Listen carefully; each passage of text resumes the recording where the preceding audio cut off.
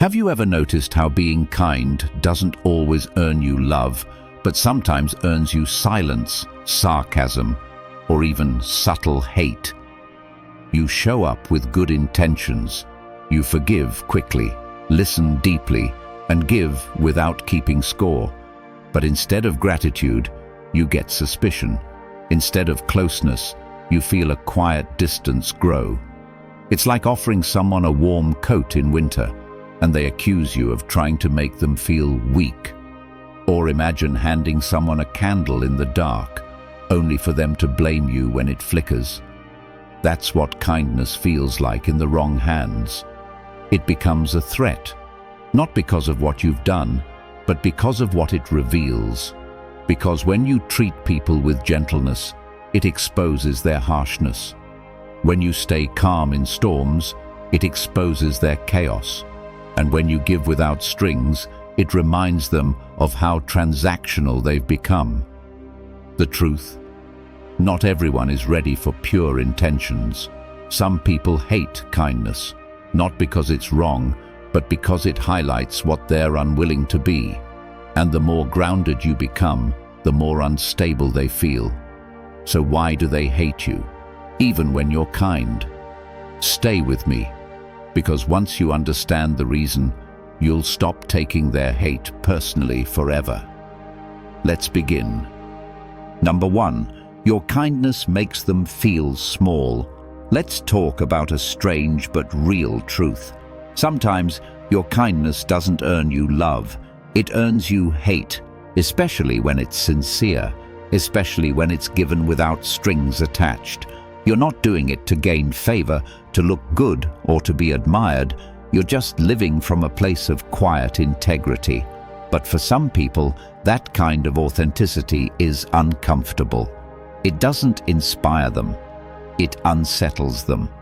Because when you're kind without asking for anything in return, it reminds them of everything they are not.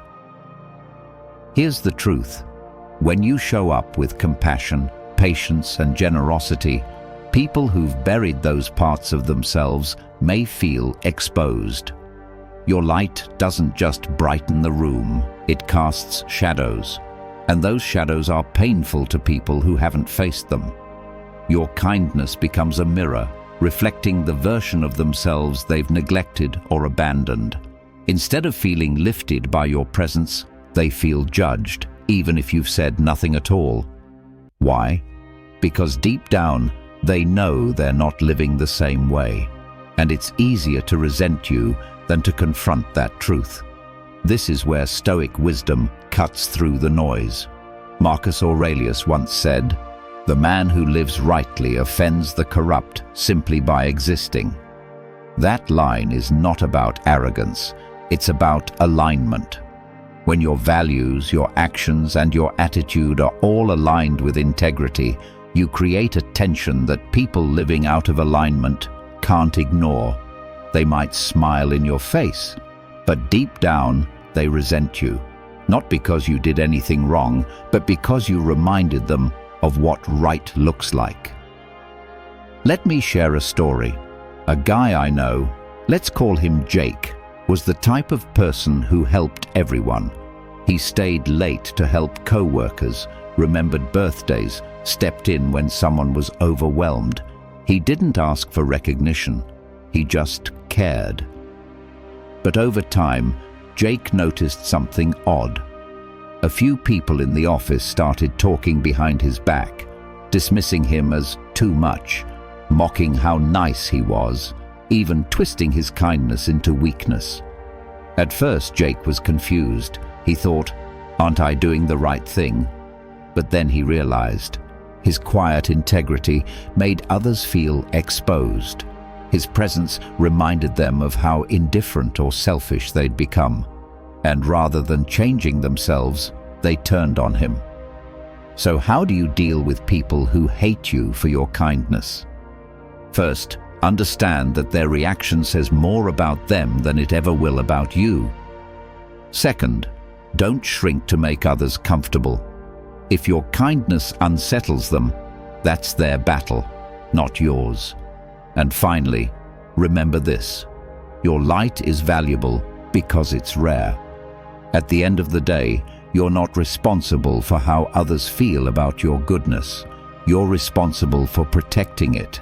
Keep showing up with kindness, especially when it makes others uncomfortable, because that's exactly when the world needs it most.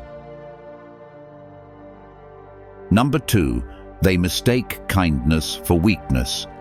Let's talk about something that sits at the heart of why people hate you. Even when you're kind to them, people often mistake your kindness for weakness. In a world where dominance is admired and ego is rewarded, being gentle is seen as suspicious.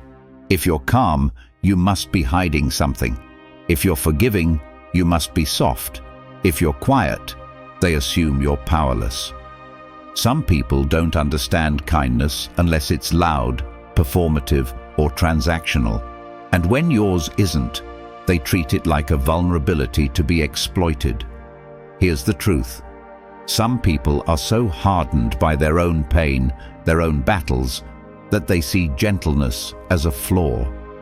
They believe that in order to survive, you have to dominate. So when they meet someone who operates from care rather than control, it throws them off. They don't know how to process it. And instead of appreciating that kindness, they test it. They push your limits, take advantage of your patience, and dismiss your boundaries, just to see how much you'll tolerate. They're not trying to get close. They're trying to prove a point. That kindness doesn't work. That good people lose. And when you don't break, when you hold your ground without turning cold, it rattles them even more. This is where Stoic wisdom cuts through. Epictetus once said, "Do not confuse gentleness with weakness, nor silence with ignorance." In other words, strength doesn't always raise its voice. Real power doesn't need to posture. When you remain calm in the face of cruelty, when you don't retaliate with venom but still hold your line, you're not being weak, you're being disciplined. Stoicism teaches us that self-control, grace under pressure, and emotional composure are not just virtues, they're strength in its rarest form. Let me share a story. A woman I know, let's call her Danielle, worked in a high-pressure office filled with loud personalities and cutthroat ambition. Danielle was the kind of person who treated the janitor the same way she treated the CEO. She listened more than she spoke. She resolved conflict with grace. But some of her co-workers saw her calmness as softness. They spoke over her in meetings, dumped extra work on her, and assumed she wouldn't push back. One even told her, half joking, "You're too nice for this place." But over time, Danielle proved them all wrong. She didn't need to raise her voice. She raised the quality of her work. She didn't clap back. She set firm boundaries. Eventually, people stopped trying her, and one by one, the same people who dismissed her started coming to her for guidance. So how do you deal with people who mistake your kindness for weakness? First, stay grounded. Don't let their ignorance turn you bitter. Second, protect your peace. Set boundaries, not walls. And third, remember that you don't need to match their energy to prove your strength. At the end of the day, you're not weak because you're kind. You're rare. And in a world that confuses cruelty with strength, that makes you powerful in ways most people will never understand. If you found this valuable, hit like and subscribe for more powerful insights. Number 3. You set boundaries without raising your voice. Let's talk about another quiet reason why people hate you. Even when you're kind to them, your ability to set firm boundaries without ever needing to shout. In a world that often rewards loudness, dominance, and conflict, your calm resistance feels unfamiliar, even threatening. Some people only understand force. They equate volume with strength and compliance with weakness. So when you hold your ground gently, when you say no without explanation, walk away without argument, or simply refuse to play into their chaos, it rattles them, because suddenly they have no control. And people who rely on manipulation hate losing their grip. You see, when someone expects pushback, they prepare for a fight. But when you don't give them the reaction they're used to, no yelling, no begging, no guilt, they're left with themselves. No drama to distract from their actions, no performance to shift blame, just the discomfort of their own behavior reflected back in your silence. And that's what truly unsettles them. You become an immovable mirror, calm, present, and unwilling to bend just to keep the peace. That's real strength, the kind that doesn't need validation, the kind that doesn't need to be loud. Marcus Aurelius once wrote, "Strength is best measured in stillness, not noise." And he was right. When you can stand firm without being hostile, when you can detach without cruelty, when you can walk away without slamming the door, you demonstrate a level of self-respect that most people have never learned to master. But here's the problem. People who are used to controlling others through fear or guilt don't know what to do with someone they can't shake. Your quiet power exposes their loud insecurity. Let me tell you about someone. Let's call her Angela. At her previous job, she had a manager who constantly crossed the line. Unprofessional comments, invasive questions, passive-aggressive emails. But instead of reacting emotionally or confronting him in front of everyone, Angela simply stopped engaging. She stopped explaining herself. She stopped justifying her every move. She remained polite but firm. She limited interactions. She documented everything. And one day, she turned in her resignation without fanfare. No breakdown, no burned bridges, just quiet dignity. And that manager? He was furious. Not because she left, but because he never got the emotional reaction he counted on. Her stillness exposed his volatility. That's the paradox. People who crave control often interpret your calm boundaries as defiance. Not because you're doing anything wrong, but because you're no longer reacting the way they need you to. And so they grow irritated. They gossip. They call you cold or difficult. But the truth is, they're just angry that their tactics no longer work on you. So don't be afraid to hold your line with grace. Don't let their discomfort make you doubt your approach. Because the strongest people are not the loudest. They're the ones who can say enough without ever raising their voice. Number 4. You threaten their control. Let's talk about one of the least discussed but most powerful reasons why people hate you. Even when you're kind to them, because your calm kindness threatens their control. There are people in this world who rely on tactics like fear, guilt, manipulation, or emotional chaos to maintain a sense of power over others. They've built their relationships around subtle dominance, where they can press emotional buttons and pull invisible strings. But when you show up kind, grounded, and unbothered, when you refuse to react the way they expect, you dismantle their entire system of control, and that scares them. Your kindness doesn't just confuse them, it undermines their method. You don't yell back when provoked. You don't chase when they withdraw. You don't crumble when they withhold approval. That quiet dignity, that refusal to be manipulated, is one of the most powerful things a person can carry. And to someone whose identity depends on feeling superior, it's deeply unsettling. They can't provoke you. They can't own your emotions. They can't make you doubt yourself. And because they can't control you, they begin to resent you. Epictetus said, "No man is more dangerous to the manipulator than the one who smiles and walks away."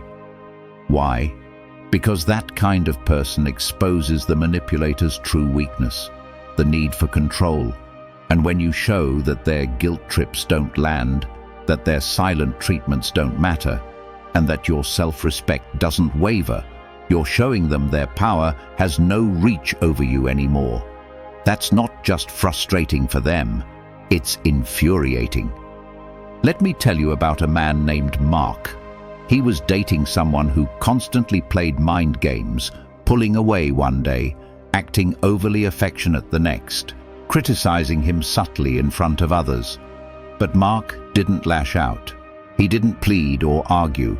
Every time a manipulation tactic was used, he stayed calm. When he was disrespected, he'd disengage. When he was lied to, he confronted it gently and directly. Eventually, he walked away without drama, just like that. And the moment he did, the entire mask fell. His partner panicked, tried love bombing, then blaming, but nothing worked. Mark's calmness had destroyed her control. And in the end, it wasn't rage she felt. It was hatred. Not because he hurt her, but because he couldn't be controlled by her. That's the reality. Kindness isn't weakness when it's paired with self-respect. In fact, it's the strongest shield you can carry. But to people who depend on emotional manipulation, your peace is a threat. They need chaos to stay in charge. You don't give it to them.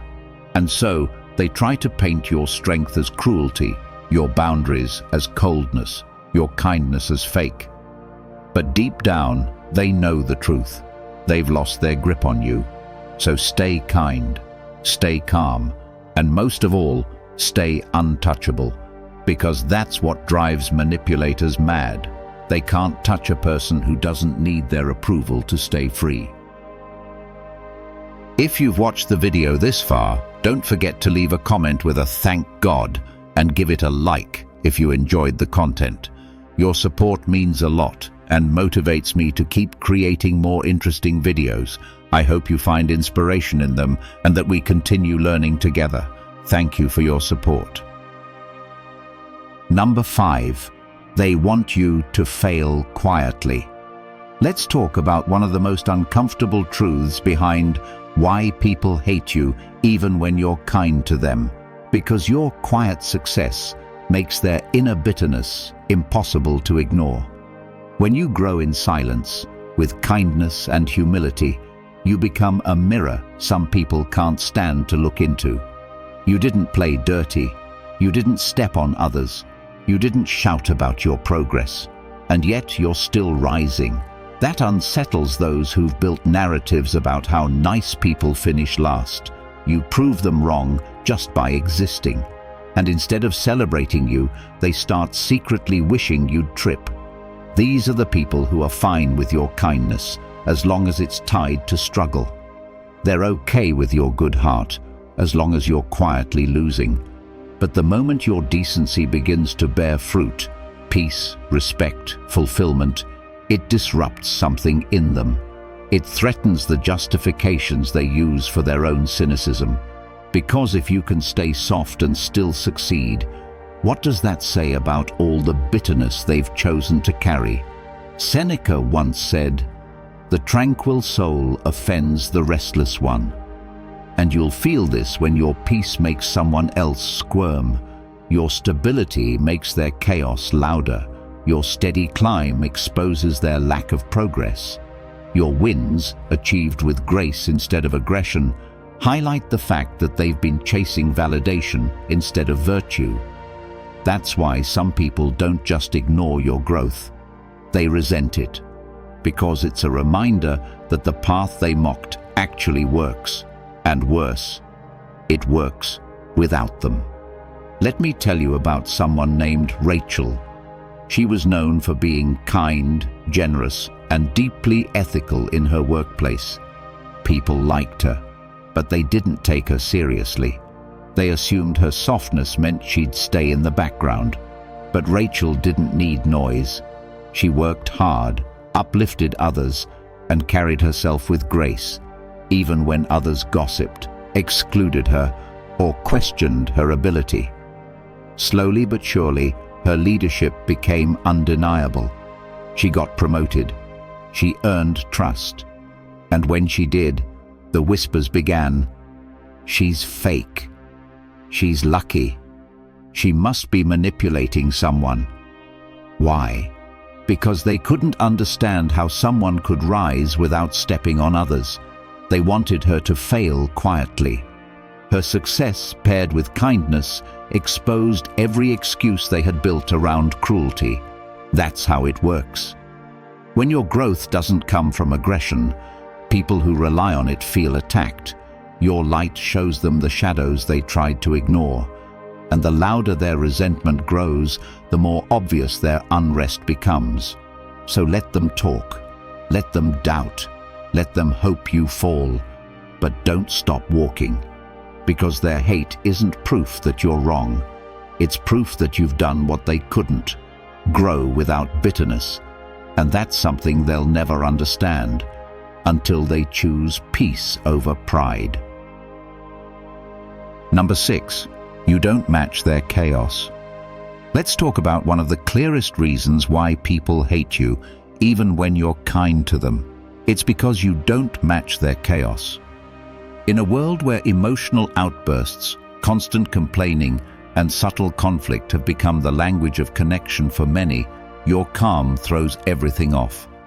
Some people aren't just used to dysfunction. They thrive in it. It's how they bond, how they communicate, how they feel alive. So when you walk into a room carrying peace, kindness, and grounded energy, they don't feel comforted. They feel exposed, because your stillness interrupts their pattern. Your refusal to argue, to gossip, to escalate. It's like a silent alarm going off in their head. You don't react the way they want. You don't fall into their drama. And that's frustrating for someone who feeds on emotional chaos. They might even call you cold, arrogant, or too quiet. But what they're really saying is, you don't play the game I'm used to. Marcus Aurelius once wrote, "Peaceful presence is the loudest rebellion in a noisy world." And that's exactly what your energy becomes. Rebellion, not through defiance, not through force, but through calm. You don't meet insults with insults. You don't turn anger into more anger. You hold yourself steady, and in doing so, you show them that there's another way to exist. But here's the thing. Not everyone wants that other way. Some people would rather sit in the fire than feel the discomfort of healing. And so, when you show them peace, they turn it into an insult. Not because it's wrong, but because it's unfamiliar. Let me tell you about a man named Brian. He worked in an environment where tension was constant. People snapped over small things. Passive aggression was normal, and blame was a sport. But Brian, he stayed calm. He offered solutions instead of complaints. He didn't raise his voice. He didn't gossip. Slowly, people began to see him as aloof or detached. One colleague even told him, "You think you're better than us, don't you?" But Brian wasn't trying to be better. He was just trying to protect his peace. And that peace made others uncomfortable because it revealed how deeply they were trapped in their own emotional noise. That's the irony. When you're kind and composed, people who live in chaos can't figure you out. And when they can't understand you, they assume the worst. They project their own restlessness onto your calm and call it a flaw. But don't let it shake you. Because the truth is, your refusal to be pulled into their storm is not arrogance. It's strength. It's wisdom. It's choosing clarity over confusion. So let them spin. Let them rant. Let them mistake your calm for distance. Because while they're tangled in their cycles, you're moving forward quietly, peacefully, and powerfully. Number 7. They can't use you. Let's talk about one of the quietest yet most revealing truths behind why people hate you, even when you're kind to them. It's because they can no longer use you. For a long time, your kindness served them. Your yes made their life easier. Your empathy cleaned up their mess. Your patience absorbed their chaos. And they called it love. They called it loyalty. But it wasn't mutual. It was one-way giving, disguised as connection. And the moment you decided to stop overgiving, stop pleasing, stop rescuing, they didn't just walk away. They turned bitter. You see, when someone's loyalty depends on your usefulness, it's not loyalty, it's leverage. They didn't admire your kindness. They depended on it, expected it, exploited it. And now that you're setting boundaries, reclaiming your time, protecting your energy, they feel betrayed. Not because you hurt them, but because you stopped letting them drain you. That's the cruel twist. Your growth feels like abandonment to someone who was only there for the version of you that said yes to everything. Epictetus said, "Be kind, but not open to misuse. Even a tree shades only those who respect its roots." And that's the Stoic truth. Kindness isn't about being endlessly available. It's about knowing your worth so deeply that you can give without fear, but also withdraw without guilt. Because someone who truly respects you will never make your kindness a requirement for their affection. Let me tell you about someone I knew. His name was Caleb. Caleb was generous to a fault. He helped friends move, lent money he couldn't afford to lose, stayed up late to support people who rarely checked in on him. And for a while, everyone loved him, until he hit a wall. Caleb started saying no. He stopped replying instantly. He chose rest over rescuing. And suddenly, the people he once supported disappeared. Worse, they began whispering, "He's changed. He's selfish now. He's not who he used to be." But Caleb hadn't changed. He had awakened. He had realized that being kind doesn't mean being used. Here's the uncomfortable truth. People who only liked the version of you that served them will never celebrate the version that serves yourself. And when you stop being convenient, their real feelings emerge. Not disappointment, not sadness, resentment. Because their connection was never about mutual respect. It was about access. So when they call you distant, when they label you unkind, when they accuse you of changing, remember this: you didn't stop being kind. You just stopped being available to those who misused it. And if that costs you people, let it. Because what you gain, self-respect, clarity, and true peace, is worth far more than approval from those who only saw your kindness as a tool. If you believe this video can help others, give it a like. It helps the YouTube algorithm show it to more people. And don't forget to subscribe for more awesome content coming your way. Share your thoughts in the comments. I will definitely reply.